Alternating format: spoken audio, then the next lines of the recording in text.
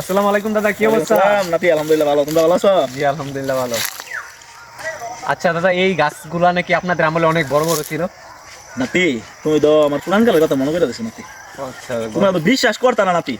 আমরা আমলে এই যে একটা রাবার গাছ দেখছো না, এটা কতটা ছোট্ট একটা রাবার গাছ নেই।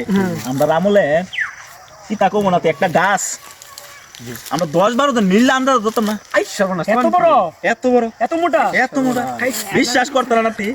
আমরা আমলে আমরা তখন একটা রাবার গাছ গিয়েছে, রাবার পারতাম সীতা কমো নাতি। এই যে রাবার পড়া যে পড়তো আই সর্বনাশ বলেন। এত আরে শালা এত না। আপনার এত রাবার দিয়ে কি করতেন?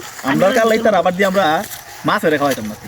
আই সর্বনাশ, কসকে মাছ মাছেও রাবার আরে এখন তো মানুষ এগুলা তো নিয়ে আসে জুতা বানা এটা বানা, বিভিন্ন এটা কিছু বানা। বানা। আমরা আমলে এগুলো মাছ ধরে খাইতাম না, বিশ্বাস করতাম না। কোন কিরা মাছও রাবার খেতে মাছ পারে? ওরা আবার খাইতো না। আর মাছ একটা ছিল না কোন কি?